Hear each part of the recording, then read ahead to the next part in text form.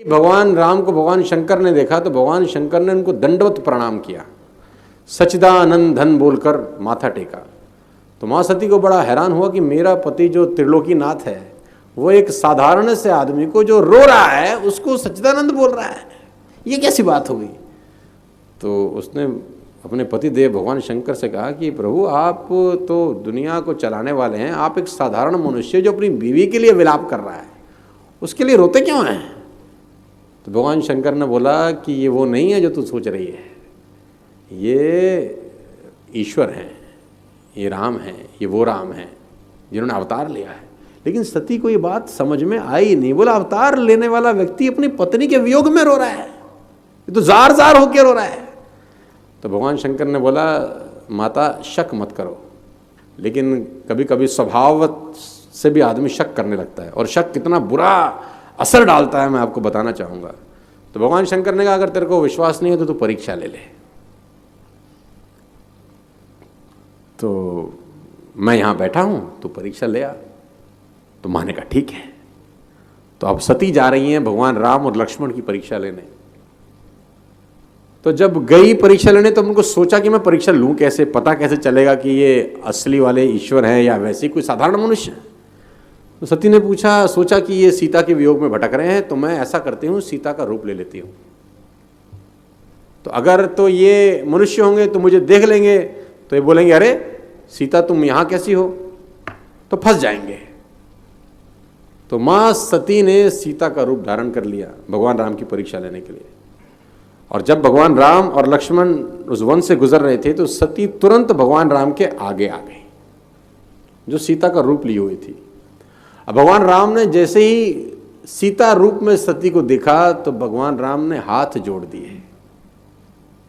भगवान राम ने कहा मां आप अकेली घूम रही हैं, त्रिभुवनपति भगवान शंकर कहाँ हैं। तो जब मां सती ने ऐसा सुना जो सीता का रूप ली हुई थी तो वो घबरा गई। उनको लगा कि भांडा फूट गया। वो वहां से बिना प्रणाम किए निकल गई।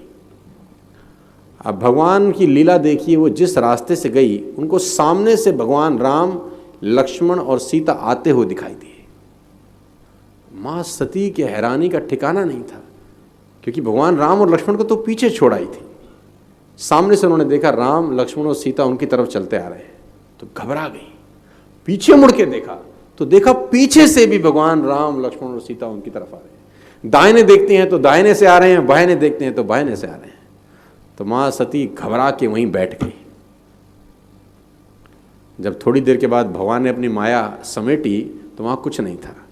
तो उसे आज लिखते हैं कछु ना दिखता दक्ष कुमारी को, कुछ नहीं दिखा, सब गायब हो गया। माँ घबरा के उठी, भगवान शंकर के पास गई। भगवान शंकर ने पूछा हाँ भाई परीक्षा ले ली।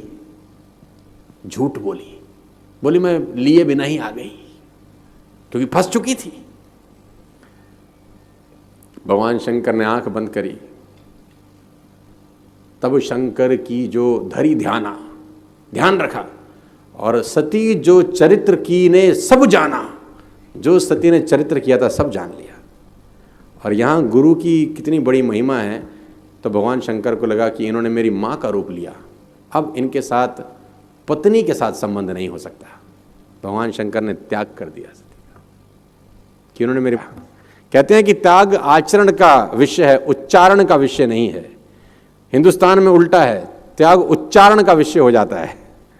तो भगवान शंकर ने आचरण से बता दिया कि भाई मामला अब यहाँ तक सिमट गया है। आप समाज में जहाँ भी रहेंगे तो आपके पास बहुत सारे लोग आएंगे, कुछ गलतियाँ भी करेंगे, कुछ अच्छा काम भी करेंगे। जब भी किसी की प्रशंसा कीजिए तो पूरी महफिल में कीजिए कि ये व्यक्ति ने अच्छा काम किया। लेकिन अगर किसी की शिकायत या उसकी आलोचना करना है, उसे डांटना है तो उसे अकेले में समझाइए और डांटने के बाद उसमें इस तरह से कर दीजिए, उसमें प्रशंसा मिला दीजिए। कोई गलती कर दिया, मान लीजिए आपका छोटा भाई नहीं पढ़ाई किया, गलत कम नंबर लाया, तो उसे डांटिए कि, लेकिन अकेले में डांटिए कि इतना कम नंबर क्यों लाया। फिर उसे एक उसी में एक पॉजिटिवनेस जोड़ दीजिए। तुम्हारे में इतना मेहनत है, हम इसलिए डांट रहे हैं कि तुम कर सकते थे लेकिन क्यों नहीं किए।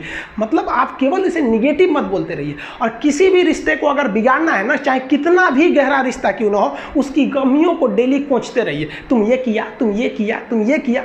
यार दुनिया का कोई रिश्ता चौपट हो जाएगा। गलतियां सबसे हो जाती हैं, लेकिन दोबारा गलती नहीं होना चाहिए। जब भी किसी की आलोचना करिए तो उसमें एक छोटी सी प्रशंसा जोड़कर ही उस आलोचना को खत्म कीजिए कि शुरुआत तो डांटने से किए थे, बाद में उसका हौसला बढ़ा के हंसी मजाक में उसे निकाल दीजिए, बीच बीच में उसे फिर एहसास दिलाइए, लेकिन बार बार कमियों को नहीं गिनाना चाहिए। महाभारत देखिएगा, महाभारत में जो कृष्ण भगवान थे वो कौरवों के बीच गए संदेशा लेके, आखिरी संदेशा, वहां पे भी उनकी भाषा देखिएगा। आप महाभारत अगर सीरीज देखिए तो भाषा देखिएगा, दुश्मन से भी इस तरह से बात कर रहे थे जैसे लगता था गुरु जी से बात कर रहे हैं। ये भाषा की मर्यादा। लेकिन आज ये वही श्याम की धरती है, ये वही पुरुषोत्तम राम की धरती है जहां लोग तहजीब भूल गए कि यार बात करना कैसा चाहिए। ये वही पुरुषोत्तम राम थे जिनके अपने भाई लक्ष्मण जी को जब शिक्षा लेनी थी ना, तो रावण के पैताने बैठे थे कि ये शिक्षा लेना है तो उसके पास झुकना पड़ेगा यहाँ पर। लेकिन आज हम लोग भूल गए हैं कि हमें बात कर, बात में तो इतना आजकल वो तहजीब ही नहीं रह गया है